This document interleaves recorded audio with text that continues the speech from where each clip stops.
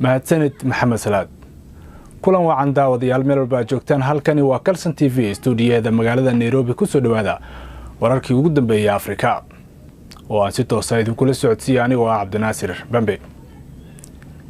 qodobkeena ugu horeeya ayaa waxa uu noqonayaa dawladda Kenya ayaa 1500 oo qof u diraysa Israa'iil ayadoo halkaasi uu ka jiro dagaal ay kula jirto Hamas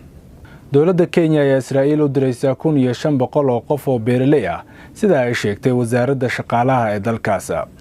talaabada dawladda Kenya ayaa imaanaysa muddo 2 toddobaad kadib markii ay dawladda Malawi Israa'iil u dirtay shaqaale gaaraya 221 qof oo dhalinyaro ah si ay markaasi beeraha uga shaqeeyaan Kenya ayaa sheegtay in shaqaalahaasi ay saxiixi doonaan qandaraas soconaya 3 sano oo markaasi la cusboonaysiin karo iyagoo markaasi bishii mushaar ahaan loo siin doono lacag dhan $1,500 oo dollar Israa'iil ayaa wajahaysa shaqaale yari markaasi dhanka beeraha kadib markii ay halkaasi isaga baxeen dad badan oo ajnabi ah oo dalkaasi ka shaqeynaya dagaalka halka ka jira awgeed safiirka Israa'iil ee Kenya Michael Lotem ayaa warbaahinta u sheegay in Israa'iil ay qorsheynayso inay tababarto shaqaale uga shaqeeya beeraha oo ka socda dalalka Uganda iyo waliba Kenya oo markaasi durbaba la bilaabay in tababar la siiyo kuwa ka soo jeeda dalka Tanzania maxkamad ku taala galbeedka Afrika oo diiday codsiga ay u soo gudbisay Naja maxkamadda ku taala galbeedka Afrika ee diiday codsiga uga yimid Naja oo ahaa in markaasi laga qaado cunaqabateynta la saaray kadib afgambigii July hogaamiyaasha militariga ayaa ka cawday in wadamada ku jira ururka ECOWAS ay markaasi si xad dhaaf ah uga falceliyeen talaabadii ay qaadeen ayagoo markaasi soo rogay xayiraadaha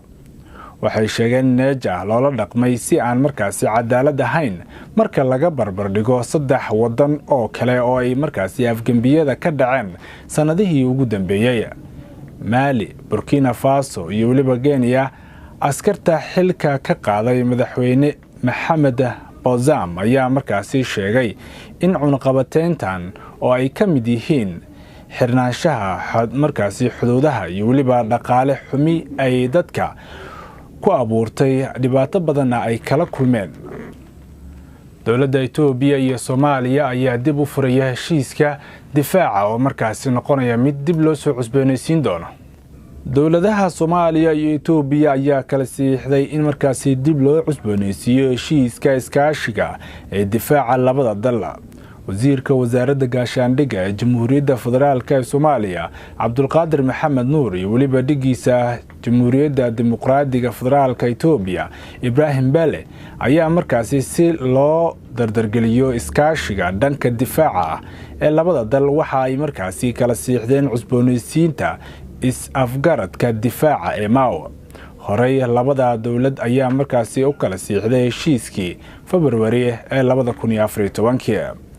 heshiiskan hadda ayaa la sii xoojin doonaa iskaashiga dhinacyada danaha labada dal oo sahlaya markaasi in si dhow ah ay isaga kaashadaan xoojinta nabadda iyo waliba ammaanka Soomaaliya iyo Itoobiya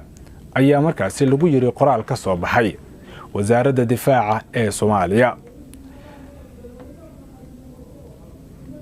sida lagu sheegay qoraalka heshiiskan waxa uu markaasi abuuraya dhismaha gudiyo markaasi difaaca oo wadajir ah oo markaasi ka shaqeyn doona xasiloonida amni ee Soomaaliya iyo Itoobiya gudiyada la dhisi doono waxay markaasi horumarinayaan isla markaana fududeynayaan hirgelinta heshiiska is-afgaradka ah ayaa lagu yiri qoraalka dawladaha Soomaaliya iyo Itoobiya waligoodba ay ka dhaxeyn jirtay xasaasiyad salka ku haysa gobolka Soomaali galbeed oo Itoobiya ay xoog ku haysato Soomaaliya ayaa markasta la isku dayaa in la abuuro jawi wada noolaansho balse inta badan ma suurtagalaan heshiisyada ay markaasi kala siixdaan labada dal hadba Itoobiya waxay markaasi ka timid damac cusub oo Soomaalida xasaasiyada ku abuuray kaasi oo ah inay markaasi dadaal ugu jirto sidii ay u heli lahayd dekad ama bad ay isticmaasho dawladda Itoobiya damaca badeed ee Itoobiya ay sinaba u sareen karin marka loo eego dhanka Soomaaliya maadaama dhulka kale ee u dhow oo markaasi bad ah ay tahay midda Eritrea taasina ay ka xigto awood military oo kaliya guud ahaan gabiyahan badawadayaal intaas ayaan ku saafmeerinaa wararkii ugu dambeeyay Afrika oo si toos ah idinkaga imaanaya stuudiyaha Kalsan oo aan idin la socodsiinaya anigoo Cabdinaasir Bambiya intaan u kulmi doono mar kale waxaan dib idinku celinayaa stuudiyaha Kalsan ee London